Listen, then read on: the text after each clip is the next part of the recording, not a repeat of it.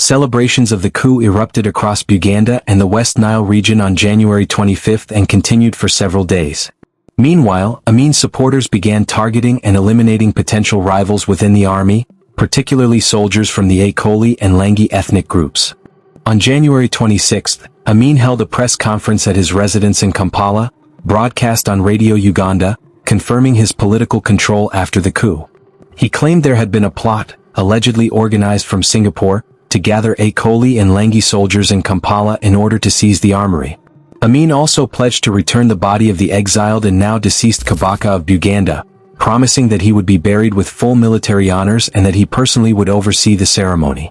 In addition, he announced plans to release all detainees, including several government ministers, mostly Baganda, who had been imprisoned since 1966. He further promised that elections would be held and open to all political parties, including the UPC. Would you like to stand for parliament yourself?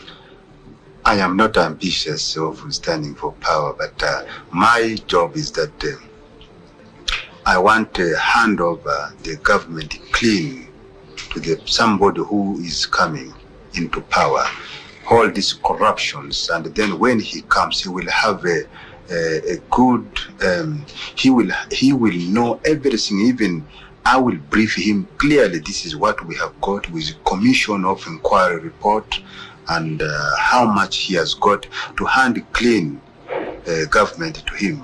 And that's what I want. And then I can go back to barracks. And you will be surprised to see that I am first African who is not ambitious to hand over power to person and then take again order from him. If I am still all right here, you come back, you will see that you come back when the next man into power here, you will see me, I'm coming, saluting him and obey his order. In the weeks following the coup, Amin concentrated on consolidating power at home. He declared the Second Republic, strengthened his position through ethnic purges within the army, and made gestures aimed at winning the support of the Ganda and other southern groups. On the international front, his main concern was the possibility of an invasion, inspired by Obote from neighboring countries such as Kenya, Sudan, or Tanzania. Amin formed a new government largely made up of former civil servants and several of Obote's previous supporters, including Henry Kayemba, who quietly returned to Uganda and pledged his loyalty. Amin also brought members of the political elite into key positions within the regime, and many of them backed him in hopes of preserving their status and influence. Soon after the coup, on January 28, Amin ordered the release of 55 political prisoners from Luzira Maximum Security Prison and had them paraded through central Kampala. Among them were prominent Ganda politicians, including former Prime Minister Benedicto Kiwanuka, who was widely suspected of being involved in an earlier assassination attempt on Obote's life, along with 8 former cabinet ministers and Amin's longtime rival, Brigadier Shaban Apalat. In February, more than 1,500 additional political detainees were released, the vast majority of them Baganda monarchists. Many of the former prisoners openly supported the new president, organizing a large pro-Amin demonstration in Kampala in early March. Much of the Asian community also welcomed the coup, fearing Obote's left-leaning economic policies and his plans to seize their assets and deport them from Uganda. It is unlikely that Amin's early domestic political moves were directed by British or Israeli agents. His actions appeared calculated and strategic, suggesting a strong understanding of Uganda's complex political landscape and the balance of internal power. Using flexible divide-and-rule tactics, Amin staged dramatic political gestures, such as the release of detainees and the return and burial of the Kabaka, which helped capture public attention. These spectacles diverted focus from the ongoing killings within the army and from a major political challenge during his early rule, the lack of recognition from other African governments. Meanwhile, Obote traveled across the region seeking support from neighboring countries. Tanzania was particularly vocal in its opposition. Just 3 days after the coup, Tanzania's president, Julius Nyerere, declared that the government and people of Tanzania strongly condemned the seizure of power by Idi Amin and continued to recognize Milton Obote as the legitimate president of Uganda.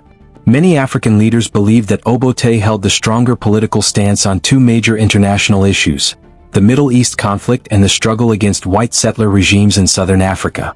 Amin further complicated matters through his open ties with Israel and his early diplomatic gestures towards South Africa.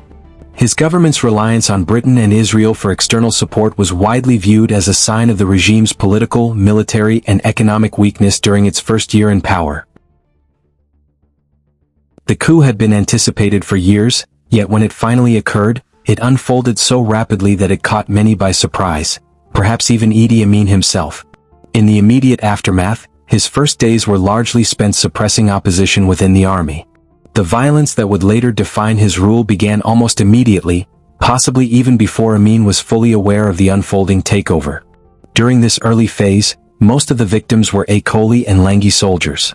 Both officers and lower-ranking troops were either killed or imprisoned as Amin moved to consolidate his power within the military. While Amin likely ordered many of these actions, others resulted from individual soldiers, particularly those from the victorious West Nile region, taking the opportunity to settle personal grievances. Yet, despite the bloodshed, the early months of Amin's rule were often described as a honeymoon period. However, the various groups that initially welcomed the coup, including the British and Israelis, the Baganda and other southern communities, and Uganda's Asian population, would all face disappointment at different points during the first 2 years of his rule.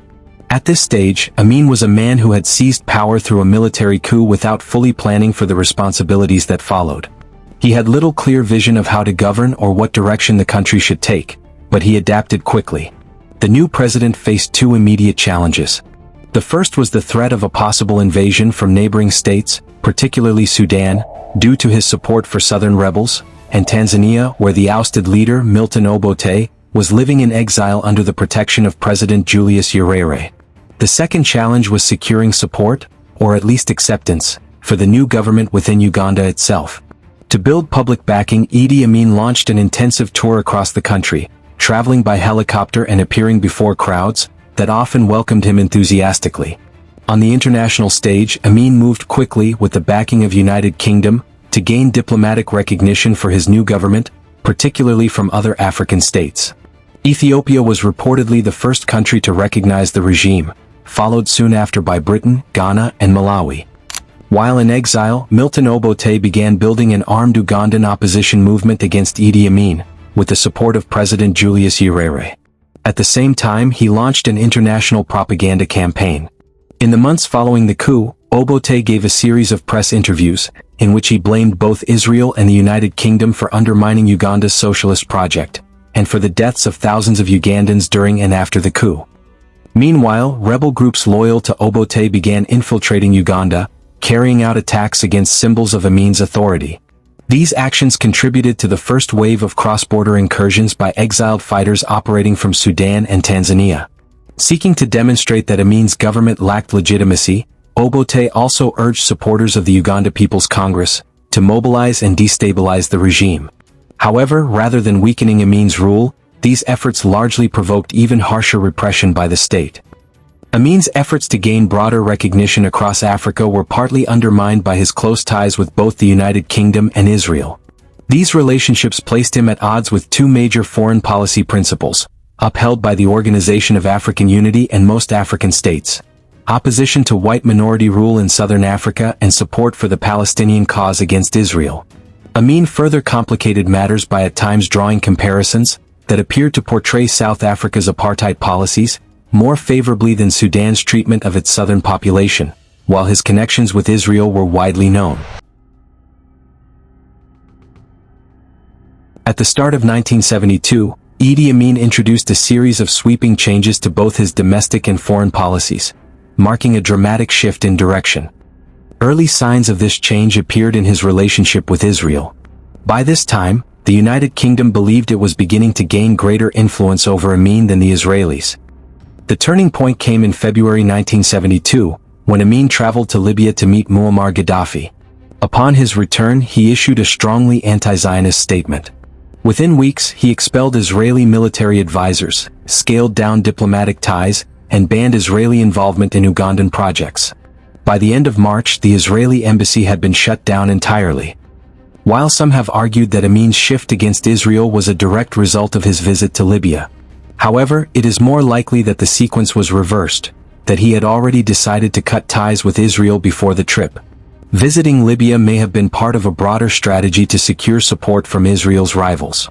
Ultimately, Amin's break with Israel was driven less by Arab influence and more by internal calculations, shaped by regional dynamics in southern Sudan, his own personality, and a growing fear that the same external forces that had supported his rise to power could just as easily undermine him. Meanwhile, the British, who had shown little satisfaction at Israel's loss of influence, soon faced difficulties of their own. On October 17, 1971, a census of British passport holders, originally planned under Milton Obote, was carried out under Idi Amin. The exercise had always been intended as a precursor to expulsion, and this outcome soon followed. Although Amin publicly announced the decision on August 4, casually claiming it came to him in a dream, the policy had in fact been set in motion earlier, dating back to Obote's announcement in April 1970, and further discussed during Amin's visit to the United Kingdom in 1971. The idea that it originated solely from a sudden vision was largely a myth. Earlier, on June 28, 1971, Amin had assured African traders that his government would prioritize placing the economy in their hands. A census targeting the Asian population was introduced, requiring individuals to carry identification cards. Following this, the government reinforced the non-citizen status of many Asians by rejecting over 12,000 citizenship applications. Amin also convened a meeting with Asian community leaders, accusing them of economic misconduct, undermining government policies, and failing to integrate into Ugandan society. I took this decision for the economy of Uganda, and I must make sure that every Ugandan get a fruit of independence. Since independent, actually Uganda is not yet independent, I will say that, even when the British handed over on the 9th of October 1962, the Uganda still not yet independent. Uganda will be independent after this, my decision, after I want to see that the whole Kampala street is not full of Indians. It must be proper black, and administration in those shops is run by the Ugandans. Would you like to get all Asians out, really, sir?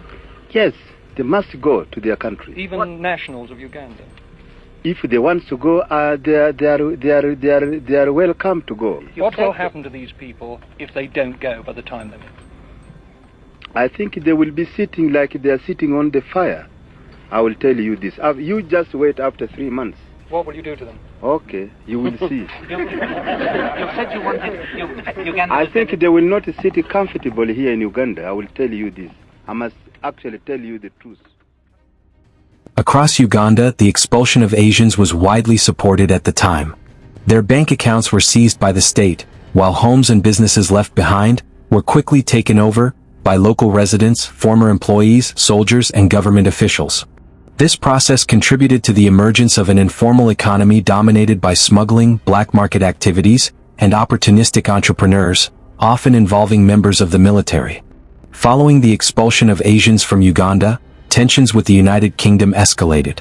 The next month, Idi Amin accused Britain of planning an invasion and expelled its military training team, claiming they were meant to lead the operation. Several British nationals were arrested, while others were forced to leave. By the end of the year, the British population in Uganda had dropped from around 7,000 to fewer than 3,000. These accusations came shortly after a real incursion on September 17, 1972, when forces loyal to Milton Obote launched an attack from exile. The invading force, made up of just over 1,000 fighters, under 2 senior Akoli officers, included members of various groups such as Fernesa, led by Yoweri Museveni. The plan involved a 2-pronged assault, a main force advancing toward Masaka, while a smaller unit, supported by Tanzania, aimed to seize key installations in Entebbe and Kampala. The invasion ultimately failed due to poor planning, lack of preparedness among the fighters, and the fact that Amin had prior warning. He also retained the support of civilians in the affected regions. Crucially, the rebels had to pass through Uganda to reach the capital, where many still backed the government at the time. However, the aftermath of the failed invasion marked a turning point. Amin launched a crackdown against those suspected of supporting Obote, many of whom were prominent Muganda figures. Among the first victims was Chief Justice Benedicto Kiwanuka. Others targeted included the Vice-Chancellor of Makerere University, student leaders, military officers, and former ministers. Within 2 years of Amin's rule, 8 members of Obote's last cabinet had been killed, while 4 others had fled into exile. In time, many in Uganda came to regret their earlier stance during the invasion. By 1973, Amin's early honeymoon period with the Israelis, the Asian community, the British and many southern Ugandans had come to an end. Behind the scenes, the regime was becoming increasingly violent and oppressive. In early 1973, Idi Amin's brother-in-law, Luwum resigned as foreign minister, while Edward Rugameo stepped down as Minister of Education.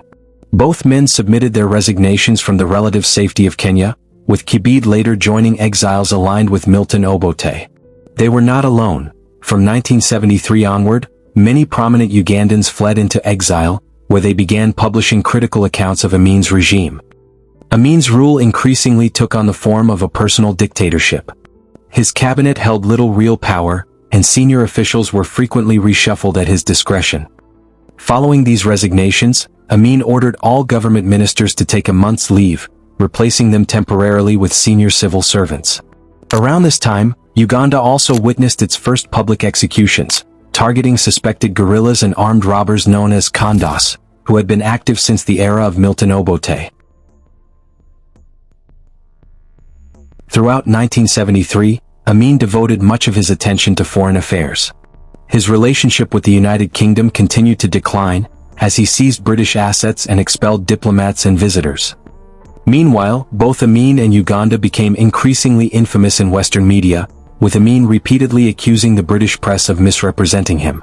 Yet, in typical fashion, he greeted the new British High Commissioner, Jim Hennessy, with warm words, even promising compensation for the property seized from the expelled Asian community. For Britain, these payments became the primary concern, more so than reports of human rights abuses. But Amin set a condition: compensation would only be discussed if the British Prime Minister visited Uganda in person, effectively delaying any resolution. By December, he added a layer of mockery, launching a Save Britain Fund, in response to the UK's economic struggles. On the international stage, the most significant shift during this period was Idi Amin's move away from the former colonial power, the United Kingdom, towards strengthening Uganda's ties with other African nations.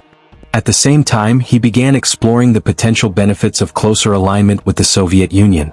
Securing foreign financial and military support became essential, particularly to maintain the army's readiness against the next possible attack from Tanzania. After spending his early years in power touring Uganda, Amin shifted his focus outward, embarking on frequent international visits and diplomatic efforts. In January, Uganda established diplomatic relations with East Germany. In March, Saudi Arabia provided financial support, followed by the arrival of a Soviet military delegation the next month. In May, Amin attended an Organization of African Unity summit in Addis Ababa. No longer widely viewed as a British puppet, his position had strengthened among African governments, and he even reached a reconciliation agreement with Tanzania. Internally, 1974 was marked by further constitutional changes, increasing political repression, and a worsening economic situation in Uganda. In March, a senior army officer, Lieutenant Colonel Ondoga, was detained by military police in central Kampala and taken away. Days later, Idi Amin announced that his body had been discovered in the Nile, highlighting the growing climate of fear within the regime. To understand the nature of Amin's rule, many observers have argued that it went beyond that of a typical authoritarian government. It was not only the elimination of perceived opponents, but also the treatment of victims even after death, that shocked both local and international audiences. In June 1974, the killing of Foreign Service officer, Godfrey Kigala, further illustrated this pattern, with reports indicating that his body had been subjected to extreme abuse before being abandoned outside Kampala. Similar findings were noted in earlier cases, including the deaths of senior officials, such as the Minister of Works, Shabani Nkutu, and Lieutenant Colonel Ondoga. Some analysts have linked aspects of Amin's behavior to his personal characteristics, as well as to elements of his cultural background. Among the Kakwa, Amin's ethnic group, certain traditional warrior practices historically involved symbolic rituals performed after combat, intended to neutralize the spirit of a fallen enemy. While such practices had deep cultural roots, their association with events during Amin's rule has been widely debated and interpreted in different ways by historians. In that same year, Idi Amin divorced 3 of his 4 wives. Observers have often noted that these wives were from Christian backgrounds, although one had converted to Islam, while his later marriages were to women who were Muslim by birth. As a result, the divorces have sometimes been linked to Amin's broader shift toward a pro-Arab foreign policy. Economically, Uganda was facing severe difficulties.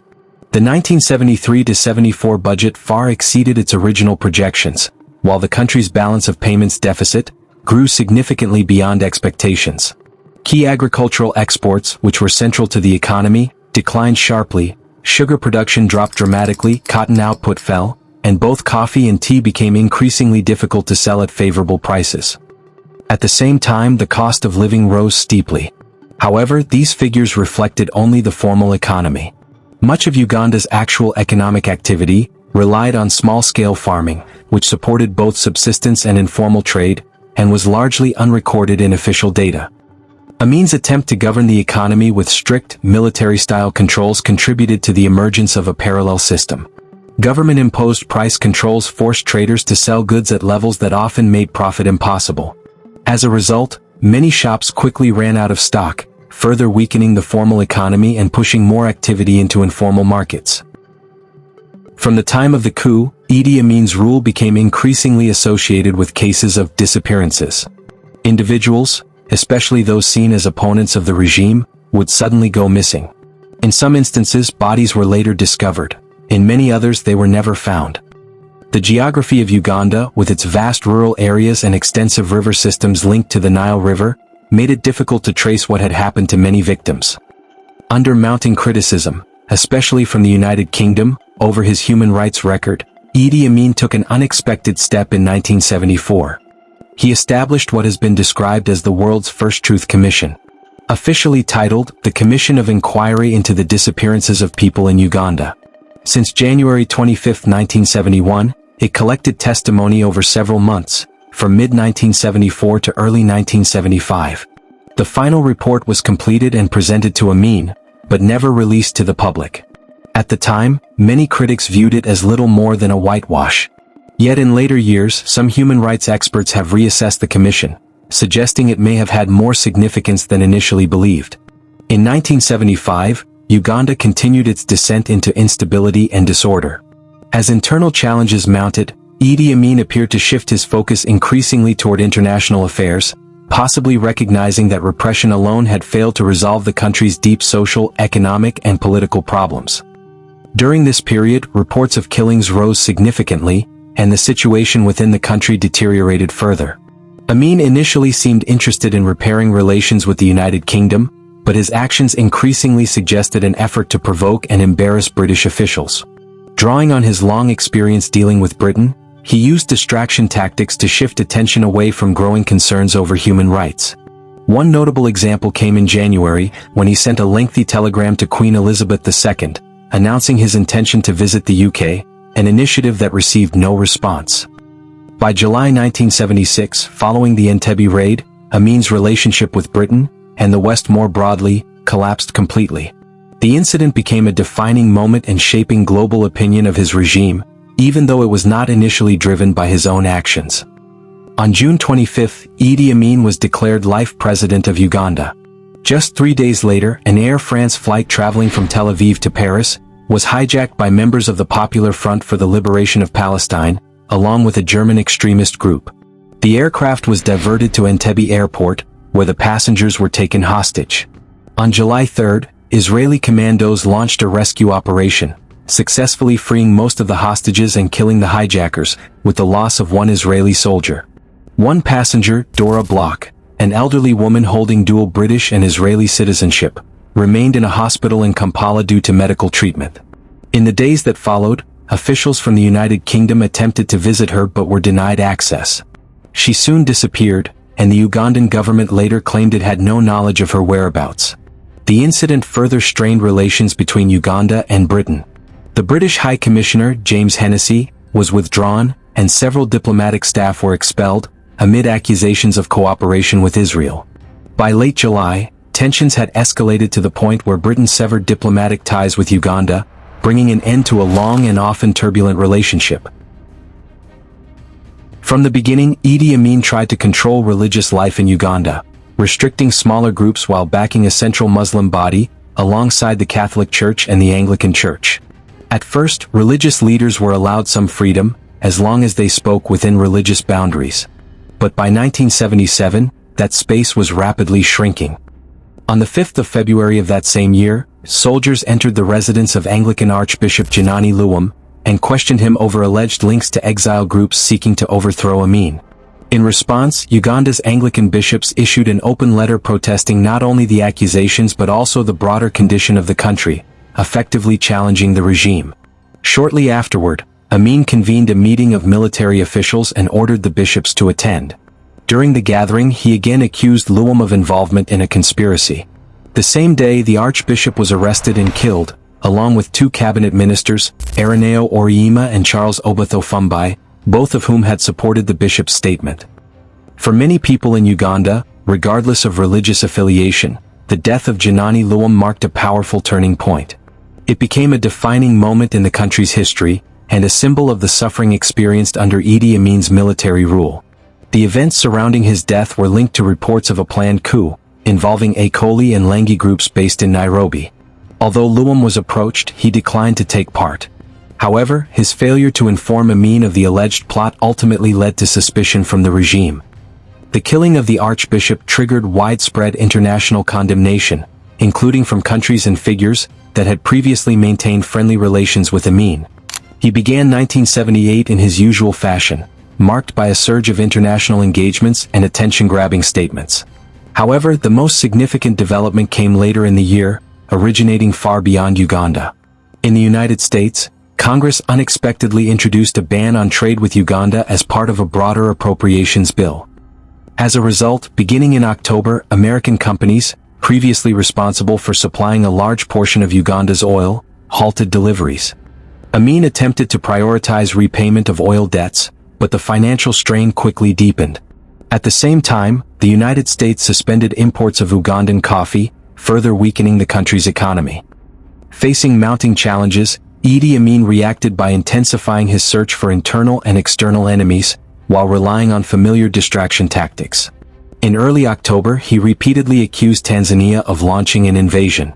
On October 13, he survived another assassination attempt, and just days later, Amnesty International released a further critical report on human rights conditions in Uganda.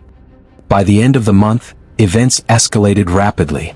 Citing renewed claims of a Tanzanian threat, and reports of unrest among Ugandan troops near the border, Amin ordered military action. On October 30th, Ugandan forces crossed into Tanzania, and by November 1st, they announced the capture of the Kagera salient, a border region long claimed by Amin, which he believed was being used by exiled fighters opposing his rule. At the time, Tanzanian forces were unprepared and unable to mount an effective response.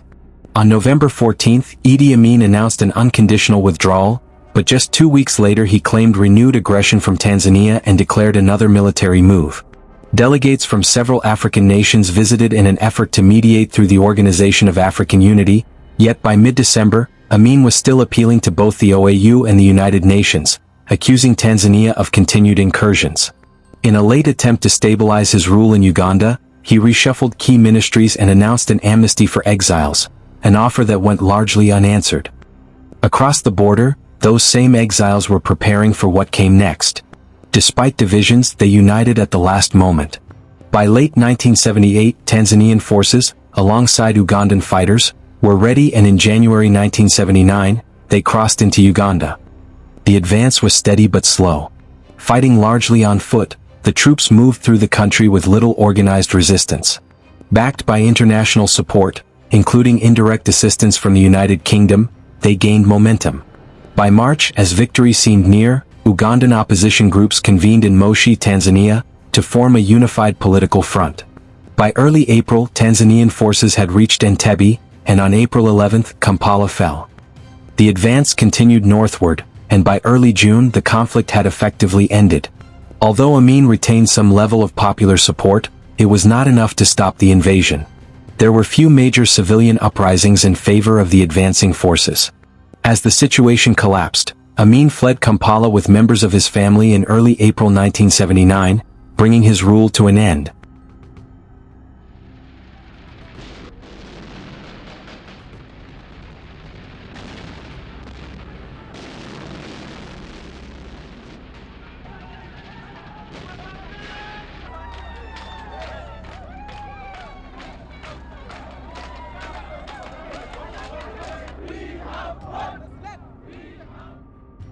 After Amin's overthrow, an Amnesty International report on political killings attempted to assess the scale of the violence.